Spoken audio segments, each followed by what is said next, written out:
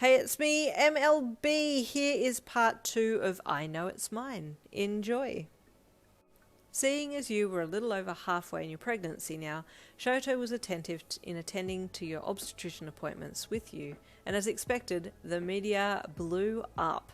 You knew it would, but at the same time you didn't expect it to blow up as quickly as it did. Shoto had insisted on being with you in his chauffeur-driven limousine to take you to your appointments, and the minute people saw the car pull up outside the building, they came over, curiously, to see who it was. When the number one hottest hero stepped out, he was swarmed with people asking for pictures and signatures, but he calmly walked around to your side of the limo and opened the door for you to hop out, all of his attention on you. The sudden silence of everyone around you was almost deafening as their eyes fell on your baby bump. Then they saw that Shoto had placed his arm around your shoulders. A split second after the silence, there came a barrage of screaming and the yelling of questions.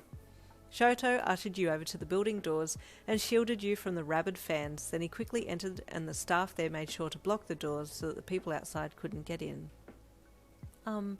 Hello, I'm here for my 28th week appointment, you said to the receptionist on the front desk. Yes, Miss Lin, or do I call you Mrs. Todoroki? The receptionist asked, her eyes darting everywhere, trying to avoid looking at Shoto for too long. Oh, you said with a shy look on your face. I'm just Miss Lin, thank you. Shoto went to say something, but then stopped himself and just nodded. I am the father of the baby. He then added, I do take responsibility for Miss Lin and our child. The receptionist nearly fainted. I see. Yes, well, yes, okay.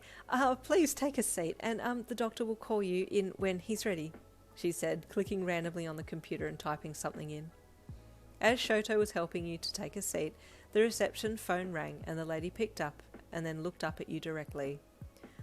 I am not at liberty to say, she said into the receiver, still looking at you. I am sorry, but information about our patients is private. You knew that there was some kind of gossip magazine journalist on the other end, and you looked at Shoto, who was gazing fondly at the side of your face. Shoto, I'm so sorry. This is all getting out of hand. We're not married, and I know how that's going to look for you, having a child out of wedlock with a woman who you only met. That is not important to me. I feel a connection with you and our child. I am here for you both, he said confidently, his fringe hanging over one of his mismatched eyes as he gazed into your eyes.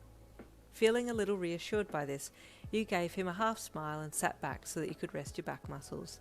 This little bundle was getting heavier by the day, and you couldn't wait to get him or her out. You had opted not to find out the gender of the baby, so that it would be a little surprise for you both. Well, to be honest, you hadn't expected the father to come back into your life so suddenly, but it was nice to share this surprise with him. Soon the doctor called you into his office, and you sat down with Shoto. You hadn't had a chance to let your obstetrician know that you had now been in contact with the father of the baby, and that the baby was a hero's child, so understandably he was a little shook when Shoto walked into the room behind you. You had to do some quick explaining, and then he got you up onto the examination bed to check on Bub.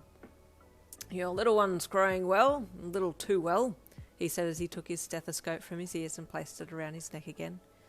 Usually we don't want to take the baby out until close to full term, but I'm a little concerned with how big they are, so we might have to schedule you in for a cesarean 3 weeks before the due date. Oh, okay, you said. Is there anything wrong? No, nothing wrong, just a big baby, he said with a reassuring smile. Unfortunately, that comes from my side of the family, Shoto said, looking a little unimpressed that the genetics from his father's side of the family had shone through. Well, as long as everything's fine, then it's okay, you said, trying to sit up and Shoto having to quickly help you so that you could get off the table. Arrangements were made for your scheduled cesarean, and then you left the office together, but there was still a heap of people at the front door, and even some reporters that had arrived to try and get a picture of you and Shoto together, so you both did an about-turn and took to escaping out the back of the building. It was hard to escape without any pictures being taken, but you and Shoto managed to get out the back of the building to his waiting limo to get away. There's going to be a lot of speculation in the news tomorrow. You sighed next to him, one hand on your swollen belly. It does not matter, he said again, unfazed by all the unwanted attention. You laid low for the next few weeks, working from Shoto's home and resting lots. Shoto made sure that you were wanting of nothing and had a personal chef cook for you each day to make sure that you had plenty of well-prepared meals at your beck and call. The time arrived that you would have your cesarean, and you went to the hospital with Shoto, choosing a later time in the day so that you could avoid all the traffic to the hospital. It was nerve-wracking and exciting all in one, and Shoto carried your hospital bags for you while you waddled your way in and were taken to the prep room. It was a detailed and lengthy procedure, but Shoto remained with you the whole time, keeping close and reassuring you when necessary. And when you heard that little cry come from behind the blue screen, your heart nearly exploded. "Congratulations on your baby girl, Yin," the nurse practitioner said as she clamped the cord, then handed the scissors to Shoto to cut the cord. He looked very nervous and awkward, but went ahead and did his best, hacking into the rubber-like cord the best he could, until it was cut clean. "We will just check your little one over," the midwife said to you with a little smile. "Then bring her back for the first feed.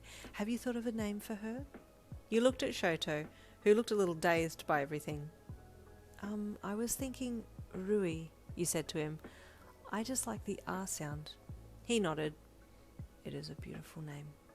And so little Rui came into the world. She was a beautiful little girl, with big blue eyes and white eyelashes like her daddy, but her hair type was closer to yours, and her skin tone was halfway between yours and Shoto's. She got comments whenever you took her out, but you should have seen when Shoto took her somewhere. One afternoon, when she was a little over 1 year old, you and Shoto had taken her to a nearby park to play. Usually it was just you and her, but he had taken the day off to spend some time with you both. He was overly attentive to her movements and would keep one hand out just in case he needed to scoop her up with his ice to stop her from falling or something, and you chuckled at him being so wrought with worry for her. "Shoto, it's okay. She's okay if she falls over. You don't need to save her every time," you said gently. "I must protect her," he said to you, keeping both eyes on her as she waddled over to a plant to smack it and giggle at the leaves as they jiggled under her chubby hands. The other mothers around were watching Shoto and swooned as he got up to go over and see what she was doing, nearly fainting when he crouched down beside his little girl to watch what she was doing closely. "This is a leaf," he said to her. "It is part of the plant. Plants are good for..." But she had turned and was now toddling off to see something else. Shoto got up and followed her, making sure to stay close enough in case she needed him, and you giggled at how he was walking with hands outstretched as if to catch her at any given moment. "Shoto," you called. "She's okay, you don't need to be so close." He nodded, but didn't let up on his close following, and you giggled at his antics. Rui was getting good at walking now, and started to waddle faster, her legs getting quicker and quicker, until one little foot got caught on the calf of her other leg, and down she went, hands outstretched to break her fall. But she never hit the ground, as Shoto had grabbed her around her middle before she could even land, and the mums around started applauding as he picked her up and pulled her to his body, and then walked back over to you. "Well, that was a good save," you praised him. "Well done. I take it all back." "Please," Shoto said in a hollow voice as he sat down next to you. "Let's only have one child. My heart isn't well enough to deal with the stress of any more." You chuckled and patted his arm.